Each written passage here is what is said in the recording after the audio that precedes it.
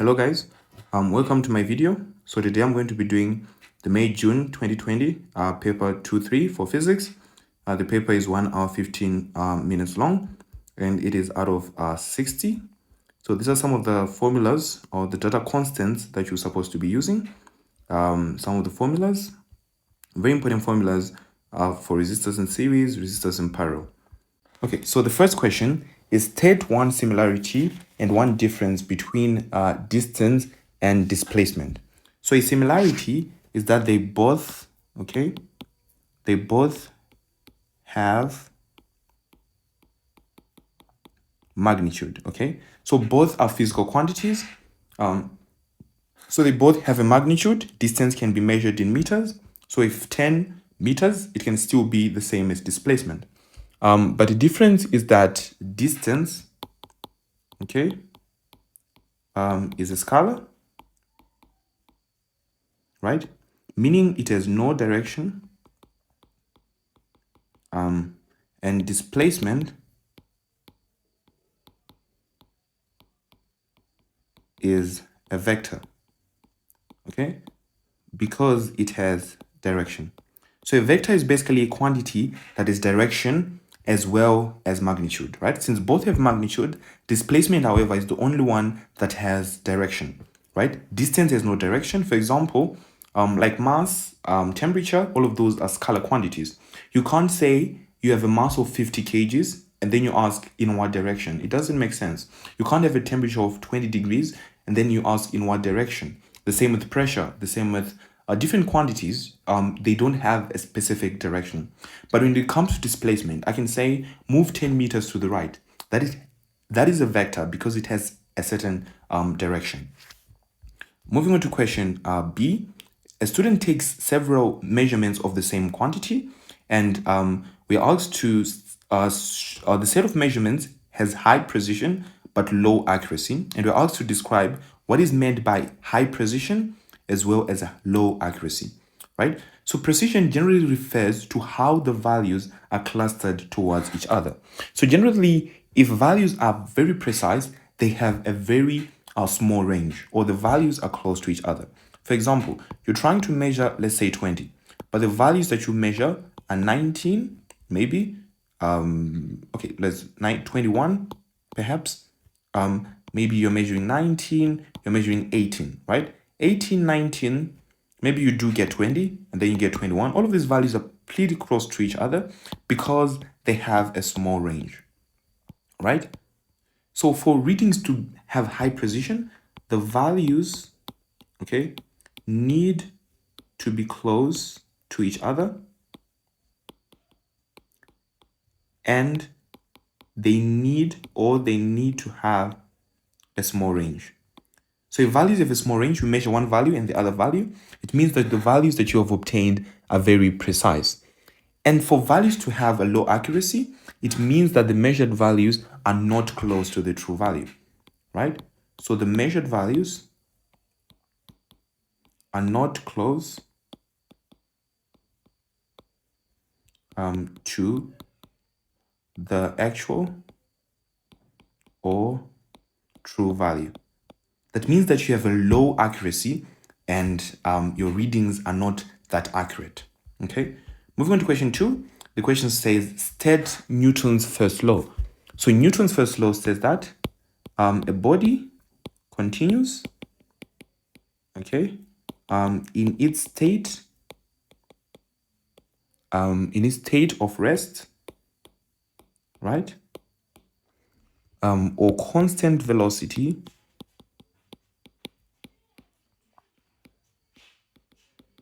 unless acted upon,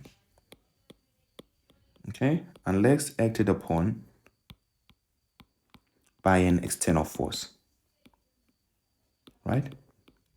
So a body will remain in a state of rest. If you leave your book on the table, it will remain there tomorrow. It will remain there forever until a force has pushed it further away. So a body will remain in a state of rest, or it will remain in a state of constant velocity unless it has been acted upon by external resultant force, right? The next one, we're given a skier who is pulled in a straight line along the ground by a wire attached to a kite, right? So the sky is moving in this direction, and we're told that the mass of the sky is 89 kgs. We're given an angle of 28 degrees to the horizontal, and we're asked to find, okay, the distance that has been moved from the sky from 0 to 5.0. Very important for you to know that the area of a velocity time graph represents distance, the gradient represents acceleration, okay? So if I'm asked to calculate the distance, it's the whole area that is here, right? So what I can do, if I want to calculate the area, I can divide my shape into two different pieces, right? So I can cut my area here and divide it into a trapezium here, as well as a rectangle R. So distance will be equivalent to the area under the graph, okay? And this will be 1/2, this one, which is 2, okay, plus the other one, which is over there, which is 44.0, okay? But here, since this small box represents 0.2, meaning this will be 4.4, okay? So it's 4.4, and then this becomes the height. The height is 3.0, so it's approximately 3.0. And then you add the other one, which is 2 times 4.4, right? So just to give you your answer of roughly 18.4, basically that's 18 meters, right? So remember, the area underneath a velocity time graph represents the distance, right? Next question, we're asked to show that the acceleration of a time t is equals to 0 is 0.8 meters per second. So these questions are very nice because they already give you the answer. And if you go back, like I said, the gradient of your graph is the acceleration. So they want us when the time is 2.0, meaning it's at this point, but the gradient is constant. Here the gradient is 0, right? But here the gradient is at a certain value, which is constant, and that value is that acceleration. So that's the value that you want to find. So in order to find that value, you need to identify 2 points. You can identify that point or the other point. Any 2 points that you want on this particular graph, you can use them to find the gradient, right?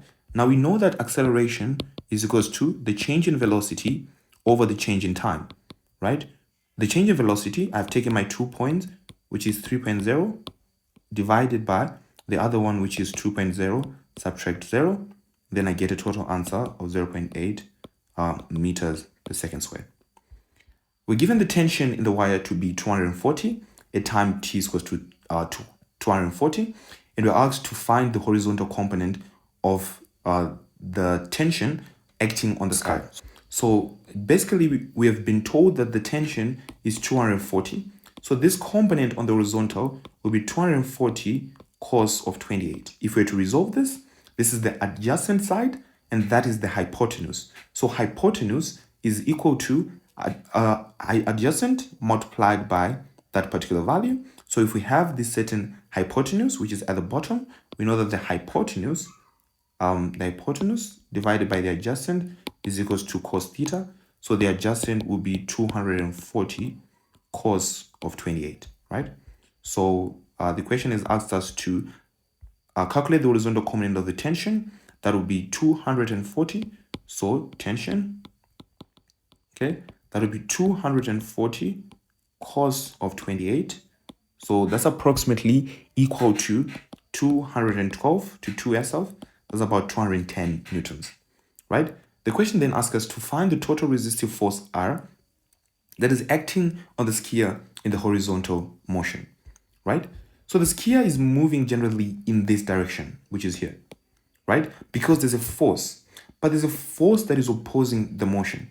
So whenever a question gives you acceleration and gives you two forces, find the direction in which the thing is moving in. That would mean that that force is bigger, meaning this force T cos theta is bigger than this resultant force, which is than the resistive forces which are acting in the opposite direction.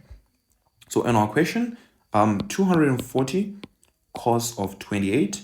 If we were to subtract the resultant resistive force, okay, this should be equal to the mass times the acceleration, the mass which is 89 times 0.80.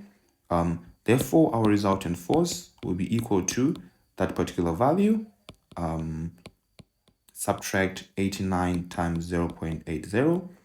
This gives us a total of 140 newtons. So it's 140 newtons, okay? The sky is now lifted upwards by a gust of wind, as you can see here. The sky is moved upwards, and for a few seconds, the sky moved horizontally through the air at an angle of 45 degrees to the horizontal. And you've been asked to determine the new tension. Now, very important thing to understand is that we've been told that the new tension in the wire has to be at a certain value, right? And we're told that for a few seconds, the sky is moving horizontally through the air at an angle of 45 degrees.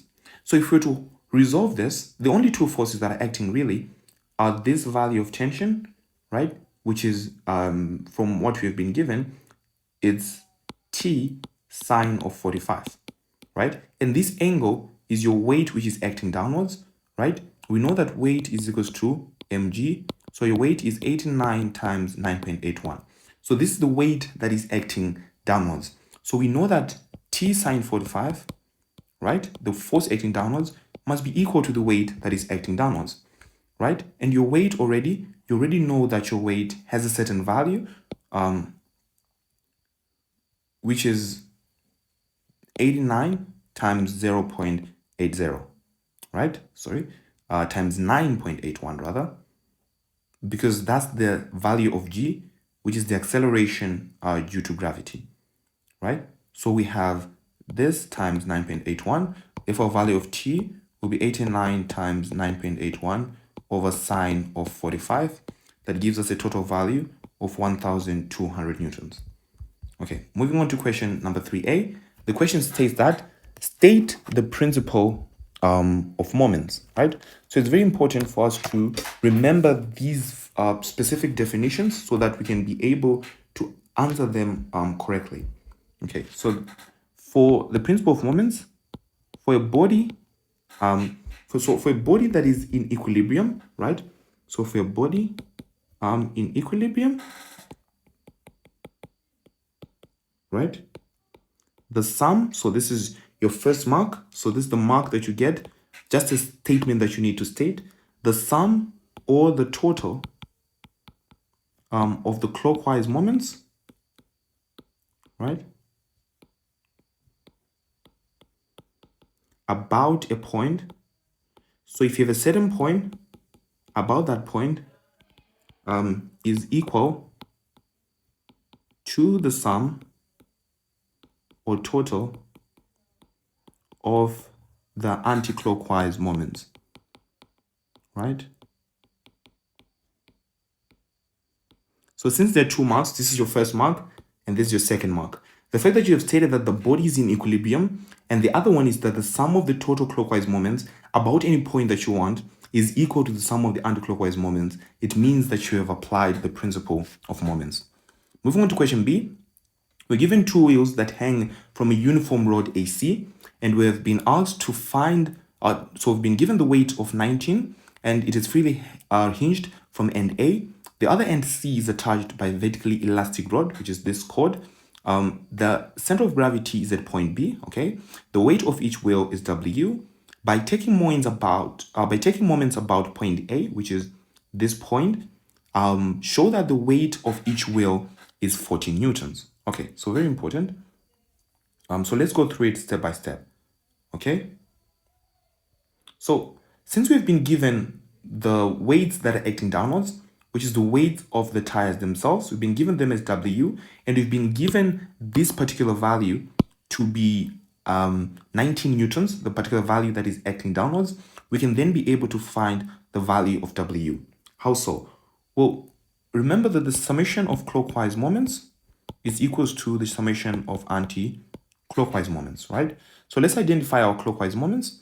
The clockwise moments are these forces about this point that are acting in this direction. This is the clockwise direction, and this is the anti-clockwise direction.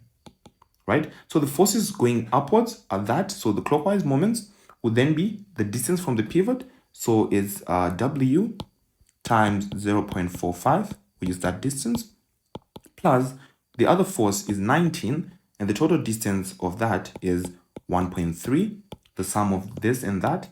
And the other one is the other wheel here. That is also W times 1.85.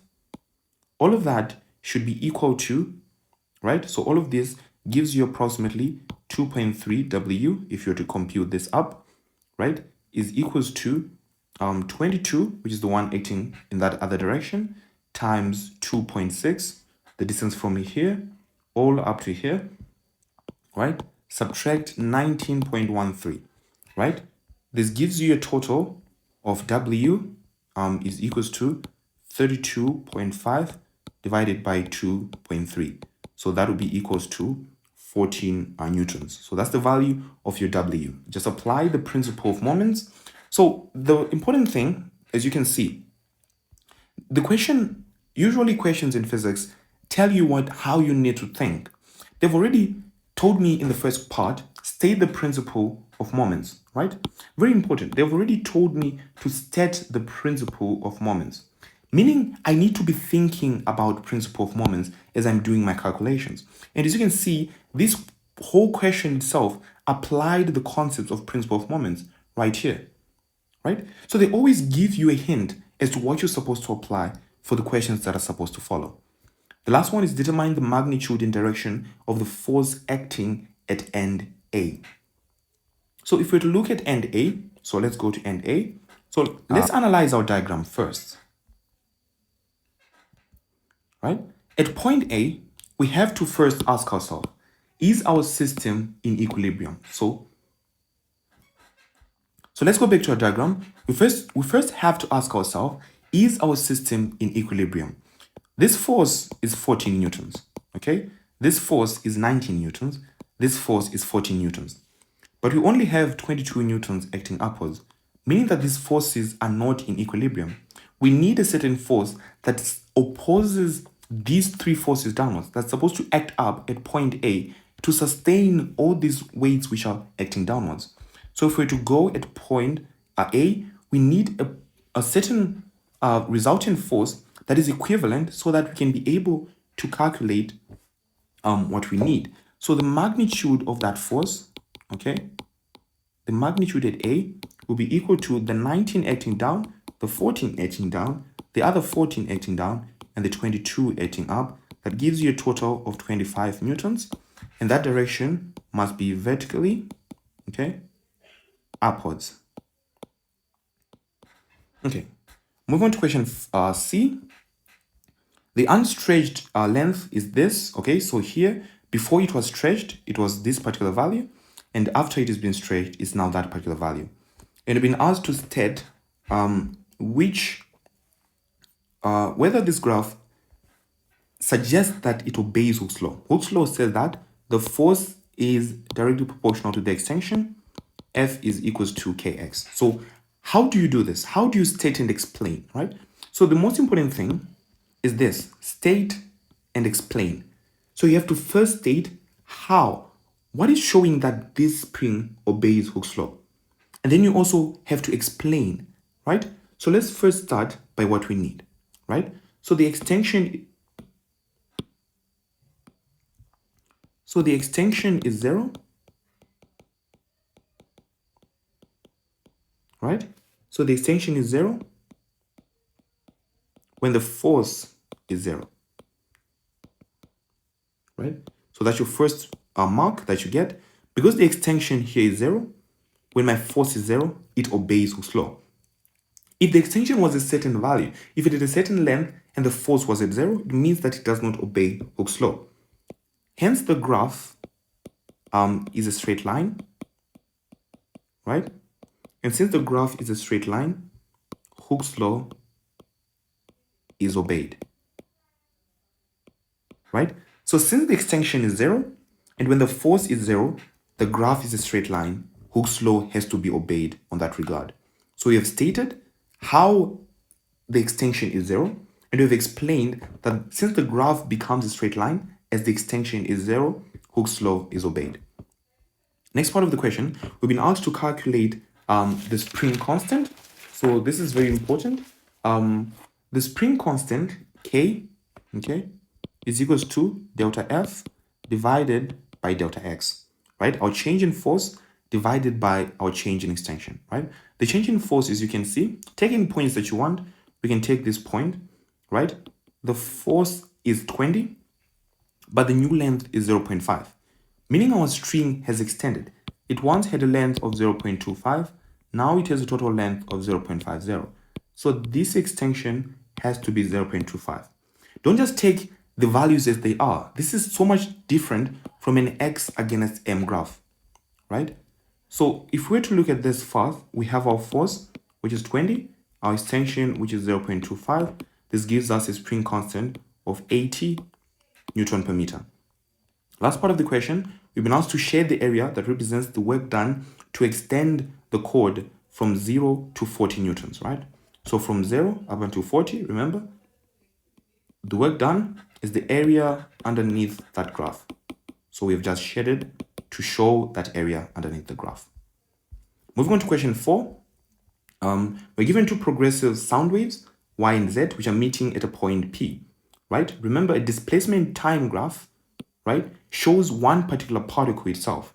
So we have two particles that are two progressive waves that are meeting at one point P, and we're looking at what is happening in P. And we've been asked to state one feature that is the same. From here to here, remember, it's 3 milliseconds, that is the wavelength, but from here is 1 to there is also 4, right? Meaning that the period is the same, right? Or is also the frequency. If the frequency is the same, the period is also the same. But what is different? Look at this amplitude, right? And look at that amplitude. Those are completely different. So what is different is the amplitude, right? Moving on to the other part.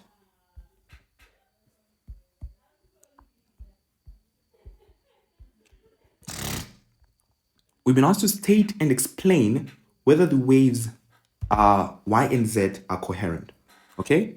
So they have a constant phase difference, right, between them, hence they are coherent. Because they have a constant phase difference between them, the waves have to be coherent. Okay, the next one, determine the phase difference between the two waves. Now we know that phase difference is equals to 2 pi t divided by big T, right? So identify 2 points on the wave, right? We already know the period, which is 3.0. So we just need to identify 2 points and we just subtract whatever we need, right? So I want you to identify 2 points that are in phase, right? So the first point that you need to identify is this point that is over here. That is on this wave, right? It is in phase with this point that is over here. They're closing each other, meaning they're about to experience the same displacement at the same time. If they're all moving up, they're about to move up at the same time. If they're all moving down, they'll also be about to move down all at the same time. And the time interval between these two is 2.5 subtract 1.5. Okay, so we already have a value of t. Okay, so look at here, it's degrees, so it has to be 360 degrees, okay, multiplied by 2.5, subtract 1.5, okay, sorry, so it has to be, okay, 360 subtract multiplied by, sorry, 2.5 minus 1.5, okay, times 10 to the power of negative 3. All of that divided by our period, 3.0, times 10 to the power of negative 3. Our total phase difference becomes 120 degrees. The two waves superimposed determine the resultant displacement at time t is equals to 0. So look at time t is equals to 0.75. Let's go here. At time is equals to 0.75, it's at this point, right? So if we're to clear, okay,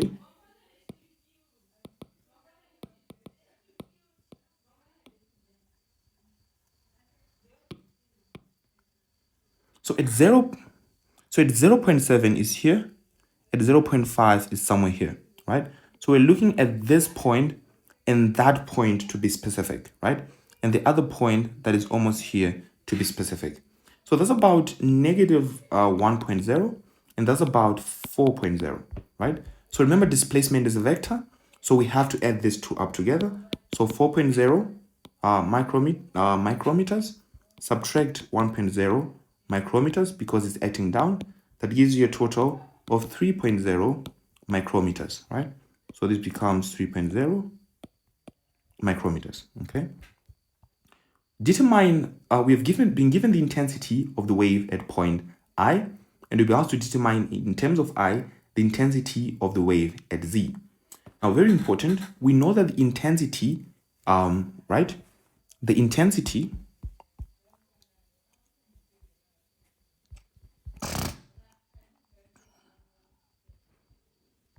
now, we know that the intensity, right, is directly proportional to the amplitude squared, right? So our intensity is equals to Ka squared, right? So our first intensity, as you can see, if we have the intensity of a wave, right? Let's go back to our wave here. The amplitude of this wave is 4, right? Remember, the maximum displacement of this wave is 4, which is wave Z. And then if we were to look, which is wave Y, right? Which is 4. For wave Z, it's 2 here, which is 2, right? So the amplitude, you already have it for Y and already have the amplitude for Z, right? So if we already are given the intensity of I, we know that of Y at point P, it's 4. So I is equals to 4 squared multiplied by K. And we want to find the second. So this is I at Y. We want to find I at Z. So this will be K 2 squared, right? So very important. So this will be K 2 squared, okay? So we've been given wave Y and we've given wave Z, okay? So let's see. Wave Y is the one with 4, okay? And wave Z is the one with 2. So wave Y is I with 4 and wave 2 is K with 2 squared, right? So let's divide the two, right? IY is equivalent to 4 squared K. IZ is equivalent to, right, K2 squared, right? And all of this cancels out, right? That cancel out. We're left with IY is equals to IZ 4. Therefore, IZ is equal to 1/4 of IY, right? But remember, IY is just I. So our intensity becomes 1/4 of I. This is our final answer. So I know there are various methods where you have to use laws of ratios and all of that, but I'd advise you use these methods, right? You know that intensity is direct proportional to the amplitude squared. You know that your intensity is equals to Ka squared. Substitute the values, divide the two equations, solve for the values that you need. The last equation, we know that we want to find the speed. Okay, so we've been given the speed to be 330 and want to determine the wavelength. We know that V is equals to F lambda. Okay, so we already have the speed and we want to find the wavelength. We also know that V is equals to lambda over T since F is equals to 1 over T, right? So our velocity, which is 330, will be equals to our value of lambda, 3 times 10 to the power of negative 3. Remember, that's our amplitude. So our amplitude for Z here is 3.0. Remember, like we have said before. So here will be our value. So our value of lambda is 330 multiplied by 3 to the power of 10 to the power of negative 3, giving us a total of 0.99. So 0.99 becomes our final answer. You just know the equation, rearrange it. So it's very important to note that this equation on its own is a marking point. The fact that you know the equation doesn't matter. You have to state it so that they know that you know your equation. And this whole calculation is another point, and your whole answer is another point. So it's very important for you to know what to put. In physics, it's very important for you to put the relationship, put the equations.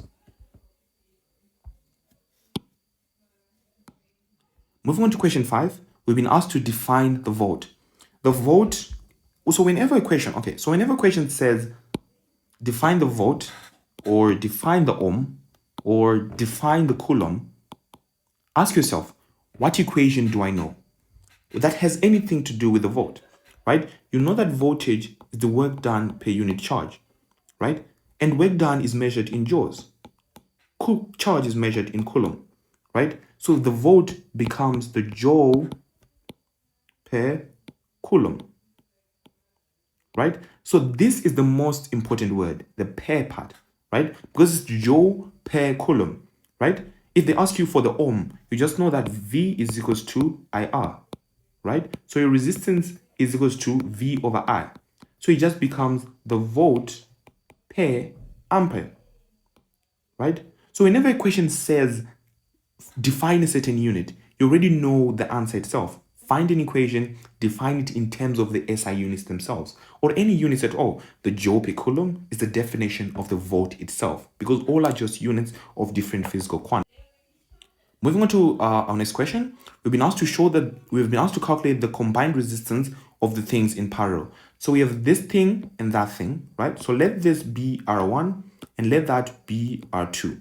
We know that if we say R1 times R2 divided by R1 plus R2, that is what we use for things in parallel. So 300 times 100 divided by 300 plus 100, this gives you a total of 75. So your answer is 75. We've been asked to find, okay, the total resistance between the terminals X and the terminals Y, right? So the total resistance between this would then just be 75. So total resistance R will be 75 plus 55, right? So that's a total of 130, right? 130 here. The network is connected to a power supply so that there's a potential difference between terminals X and Y. The power dissipated in the resistor of resistance 55 is 0.20. We'll be now to find the current in that resistor itself. We know that power is equal to I squared R, right? Since power is voltage times I, right? And power is the work done per unit time. So power is I squared R, okay? So the current itself, making I subject to formula, will be the square root of the power divided by the resistance, right? We have the power, which is 20. We have the resistance, which is 55, right? So the total current becomes 0.060060. Again, remember, this on its own has its own separate mark. This on its own has its own separate mark. So never forget the equation. Just because you know how the equation works out doesn't mean you shouldn't put it. Always put the equation first before you work everything out. So the next question requires us to calculate the current in the 300 ohm resistor. So if we were to go back to original question, the 300 ohm resistor and the 100 ohm resistor have the same potential difference V across them, right? But we know that the total terminal velocity, the total terminal potential difference is equal to the current multiplied by the total resistance. And we know that the current that is flowing through this, we've already calculated it to be 0.00060. And the total resistance, we've calculated to be 75. That gives us a total PD of 4.523 volts, right? So since these are in parallel, they should experience the same potential difference. The potential difference that this experience, electrons will split up here, but they'll split up with the same energy. So it will go and deposit the energy here and also deposit that energy here. So that would mean that the potential difference is generally the same. So if you have the potential difference, right, V is equals to IR. So your value of R will be your potential difference of 4.523 divided by your R, which is 300. That's 0.01507. So that's approximately 0.015 amps. Calculate the potential difference between X and Y, right? So very important. We know that the V terminal, right? So Vx and Vy will be equals to the current multiplied by the resistance, right? We already have the current, which is 0.060, and the resistance, we already have it, which is 130. So that gives us a total answer of 78 volts, right? It's very important. Gives us a total answer of 7.8 volts, right? So 7.8 volts, right? So I want you to realize something here. If we're to look at our questions here, right? This question required us to calculate the total resistance between X and Y. But that is the same total resistance that we used in this question, right? Which was 130. This question required us to calculate the total combined resistance of X and Y. But that is the same that we used to help us calculate the current in the 300 ohms. So remember how connected physics questions are, and try to be very accurate as you answer your questions, and don't always get stuck. Whenever you see a question, ask yourself, what have I already calculated, and how can this lead me to what I need to find? Moving on to question 6, we've been asked to state what A and N mean. This is the equation for current in a current carrying conductor. So your A, that's your cross-sectional area, okay? And your N is the number density of free. So the value of free, the word free is very important, of free electrons, right?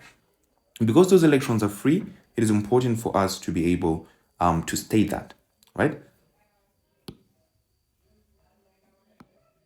Okay, the next one is we've been asked to determine the SI base units of E. We know that E is equals to I over ANV, right? The units of I is the M, the units of the area is M squared, the number density is M to the power of -3, the velocity is ms to the power of -1. Why is the number density m to the power of -3? Remember, the number density refers to the number of electrons per unit volume. Number has no units.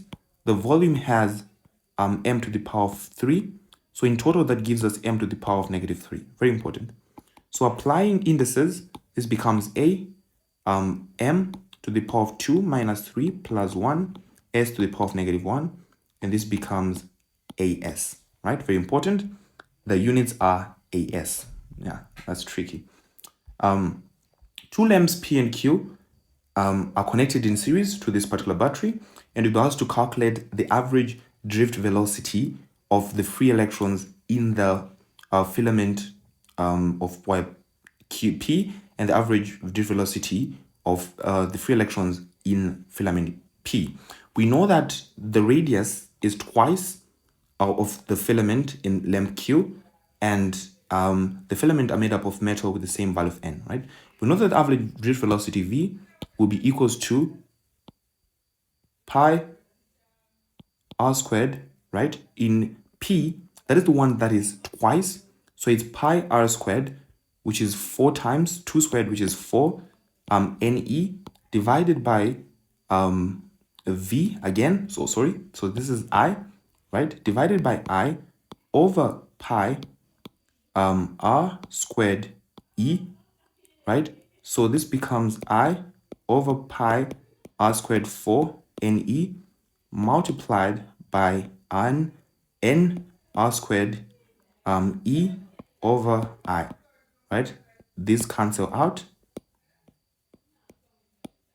and we're left with 1/4, which is 0.25. So know your equation. I is equals to ANVQ, right? Substitute it and get the value that you want to find, right? So this is electric fields. They're no longer in our syllabus, so we won't be covering them. So we'll just move on to this particular one. So we're given a particle that has a kinetic energy of this, and we want to find the speed at which it is emitted, right? So your kinetic energy is half mv squared. So we're already given the kinetic energy, which is 3.4 times 10 to the power of -16. Half the mass of a beta particle is 9.11 times 10 to the power of -31 v squared. Because we know that a beta particle is the same mass as an electron. If you look in your data booklet, they'll give you this mass, so you just plug it in because they have the same mass as an electron. So your value of v, right, would then be the square root of 3.4 times 10 to the power of -16 times 2 divided by 9.11 times 10 to the power of negative 31 plus 2.7 times 10 to the power of 7. Right, moving on to the last question. We've been asked to complete the equation which shows the decay of a neutron. So during beta negative decay, a neutron is converted into a proton. So this is 1, a proton, and it releases an anti-neutrino during its decay, right? And the group that includes the neutrons are known as hadrons, right? And the beta negative decay are known as leptons. So that's the end of our video. I hope it really helped. So please like, comment, share, and subscribe. I'll see you in the next one.